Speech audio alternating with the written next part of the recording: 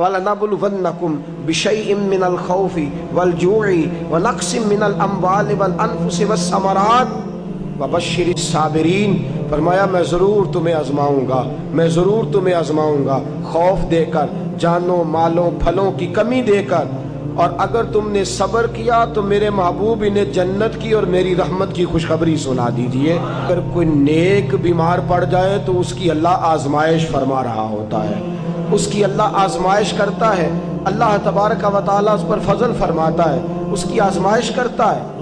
پھر ان مصیبتوں پر جو شخص صبر کرے، رب فرماتا ہے اگر میری رضا پہ راضی ہو گیا تو ان اللہ مع الصابرین، باقی نیکیوں پر میں ثواب دیتا ہوں، اور جو کوئی صبر کرتا ہے رب فرماتا ہے میں اس کا بن جایا کرتا ہوں، صبر کرنے والوں کے ساتھ ہو جاتا ہوں۔ اور جب اللہ آزمائش ڈالتا ہے نا تو جو کام سیدھے ہوتے ہیں وہ بھی الٹے ہونے شروع ہو جاتے ہیں۔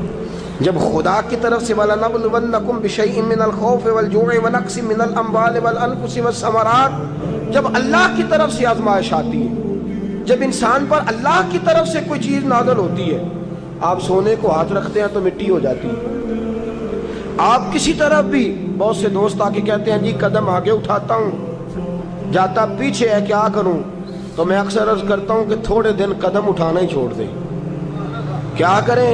بیٹھ کے اللہ اللہ کریں، صبر کریں، دعا کریں۔ کچھ وقت انسان پر ایسا ہوتا ہے، تلک الایام نداولها بین الناس، جو اللہ نے انسان کے دن بدل کے رکھنے ہوتے ہیں، کچھ وقت ایسا ہو، پھر ایک وقت آتا ہے کہ وہی انسان مٹی میں ہاتھ رکھتا ہے تو اللہ اسے سونا بنا دیتا ہے۔ رب آزمائش کرتا ہے، رب آزماتا ہے۔ جو لوگ مصیبتوں پر صبر کرتے ہیں، جو لوگ مصیبتوں پر صبر کرتے ہیں، سید عالم نور مجسم شفیع معظم صلی اللہ تعالی علیہ وسلم نے فرمایا، رب فرماتا ہے ایک بندہ اللہ کی بارگاہ میں کھڑا ہوا، قیامت کا دن ہے، فرشتے نامہ اعمال کھولنے لگے۔ اللہ نے فرمایا فرشتوں تمہیں پتہ ہے میں نے اسے دنیا میں بڑے دکھ دیے تھے، اس پر بڑی آزمائشیں آئی تھیں، اس نے زندگی بڑی تکلیف میں گزاری تھی، تمہیں خبر ہے؟ یا اللہ ہم جانتے ہیں، بڑا صابر ہے، بڑا صابر ہے، اس نے صبر کے ساتھ وقت گزارا، صبر کے ساتھ اپنے اوقات کو طے کیا۔ رب فرماتا ہے جو اتنا صبر کرے میں اس کا نامہ اعمال ٹٹولوں، اس کا نامہ اعمال کھولتے ہوئے مجھے شرم آ رہی ہے، سارا کچھ لپیٹ دو اور بغیر حساب کتاب اسے جنت میں داخل کر دو۔ یہ صبر کرنے والا ہے، یہ صبر کرنے والا ہے۔ بڑی خوبصورت حدیث، بڑی، بخاری شریف میں موجود ہے۔ بخاری شریف کی یہ حدیث ایسی ہے جسے میں جب بھی پڑھتا ہوں میں چوم لیتا ہوں۔ حدیث کیا ہے؟ رسول کریم صلی اللہ تعالی علیہ وسلم نے فرمایا، رب فرماتا ہے ایک بندہ ہے، اس کو میں نے آنکھیں نہیں دی، اس کو میں نے آنکھیں نہیں دی، اندھا ہے، پیدائشی اندھا ہے یا بعد میں کسی وجہ سے ہو گیا، اس کے پاس آنکھیں نہیں، لیکن اس نے زندگی بھر صبر کیا، اس نے زندگی بھر صبر کیا، صبح قیامت وہ کھڑا ہوا تو رب کریم نے فرشتوں سے فرمایا، فرشتوں اس کو میں نے آنکھیں نہیں دی، بیچارہ نہ بیٹی دیکھ سکا نہ بیٹا، نہ باپ دیکھ سکا نہ ماں، یہ کوئی دنیا کا نظارہ نہیں کر سکا، تم بتاؤ اس کا اجر کیا ہے؟ فرشتے کہتے ہیں مولا جنت کا اعلیٰ درجہ دے دے، اللہ اسے بے حساب بخش دے۔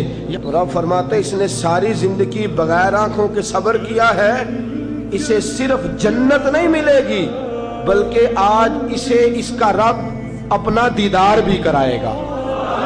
فرمایا قیامت میں لوگ جنت کے نظارے کریں گے اور یہ اللہ کا دیدار کرے گا، اس کو رب کریم کے جلوے دکھائے جائیں گے، اس لیے کہ یہ صابر رہا۔ اور میرے اعلیٰ حضرت فاضل بریلوی رحمۃ اللہ علیہ فرماتے ہیں جو صابر ہوتا ہے نا، توجہ ہے آپ کی، میری بات کی سمجھ آ رہی ہے؟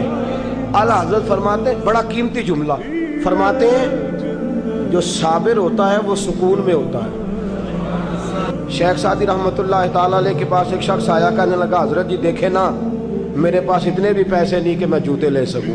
وہ فرمایا صبر کر اللہ دے گا۔ کہنے لگا جی صبر ہی کیا ساری عمر، اس نے جوتے لینے کے برابر بھی پیسے نہیں دیے، ننگے پاؤں پھر رہا ہوں۔ شیخ سعدی رحمۃ اللہ تعالیٰ علیہ نے اس کا بازو تھاما، ایک گھر میں لے گئے، دروازے پہ دستک دی، گھر کا مالک باہر آیا، اس نے دونوں طرف بیساکھیاں پکڑی ہوئی ہیں، ٹانگیں تو ہیں پر پیر ہی کوئی نہیں۔ فرمانے لگے بتا یہ اچھا ہے کہ تو؟ کہنے لگا جی میں آپ سے بھی معافی مانگتا ہوں، اپنے رب سے بھی معافی مانگتا ہوں۔ نبی پاک صلی اللہ تعالی علیہ وسلم نے فرمایا خدا اگر تجھے مصیبت دیتا ہے نا، اور ان مصیبتوں پر جب اللہ تجھے قیامت میں اجر دے گا تو تیرا دل چاہے گا کاش سکون ہوتا ہی نہ، آزمائشیں ہی آزمائشیں ہوتی، تو وہ اجر دیکھے گا۔ وہ کسی دانشور نے کہا تھا کہ میرا باپ انتقال کر گیا، 6 مہینے گزرے تو میرا 18 سال کا بیٹا بھی انتقال کر گیا۔ کہنے لگے میں نے اپنے 80 سال کے باپ کا جنازہ اٹھایا تو میری کمر نہیں جھکی، لیکن جب 18 سال کے بیٹے کا جنازہ اٹھانے لگا تو میری کمر جھک گئی، اور رو کے کہنے لگا لوگوں باپ کا جنازہ پڑھنا آسان ہے، دعا کرو کسی کو بیٹے کا جنازہ نہ پڑھنا پڑ جائے، بڑا مشکل کام ہے، بڑا کٹھن مرحلہ ہے۔ حضرت ابو ہریرہ رضی اللہ تعالیٰ عنہ فرماتے ہیں اللہ کے محبوب صلی اللہ تعالیٰ علیہ وآلہ وسلم کے صاحبزادے جناب ابراہیم علیہ السلام فرماتے ہیں حضور کے صاحبزادے آپ رات کو جب ان کی ولادت ہوئی تو نبی کریم علیہ السلام ہمارے درمیان آئے۔ جاگیے ذرا غور فرمائیے گا بات پہ۔ سید عالم صلی اللہ علیہ وسلم تشریف لائے اور ہم نے حضور کے چہرے کو چمکتے دیکھا۔ ہم نے کہا یا رسول اللہ موڈ مبارک بڑا اچھا ہے، حضور کوئی خیر کی خبر ہے؟ فرمایا مجھے مبارک دو، اللہ نے مجھے بیٹا عطا فرمایا ہے۔ فرماتے ہیں اگلے ہی دن، ایک روایت ہے کچھ عرصے کے بعد، ایک روایت ہے اگلے ہی دن ظہر کے بعد میرے محبوب نے پیار کرنے کے لیے بیٹا اٹھایا اور صاحبزادے کی سانسیں اکھڑنے لگی۔ رسول پاک کے صاحبزادے نبی پاک کے مقدس ہاتھوں میں سانسیں اکھڑ رہی ہیں، حضور کے دستے مبارک میں صاحبزادے نے وصال کر دیا۔ آنکھیں بند کی تو نبی کریم کی مقدس آنکھوں میں آنسو آئے۔ رات خوشی تھی، رات حضور مبارکیں وصول کر رہے تھے، رات مسکرا رہے تھے، ایک ہی تو رات گزری ہے، 24 ہی تو گھنٹے ہوئے ہیں، آنکھوں میں آنسو بھر آئے ہیں۔ حضرت عبداللہ ابن عمر رضی اللہ تعالیٰ عنہ عرض کرتے ہیں یا رسول اللہ آپ رو رہے ہیں؟ حضور صاحبزادے کا انتقال ہوا تو رو رہے ہیں؟ نبی رحمت صلی اللہ تعالیٰ علیہ وسلم نے فرمایا عبداللہ دل میرا غمزدہ ہے، آنکھوں میں آنسو ہیں، پر میں اپنی زبان سے وہی جملے کہوں گا جس سے میرا اللہ راضی ہوگا، میں کوئی بے صبری والی بات نہیں کروں گا۔ اور یاد رکھیے مصیبتیں اللہ کے پیاروں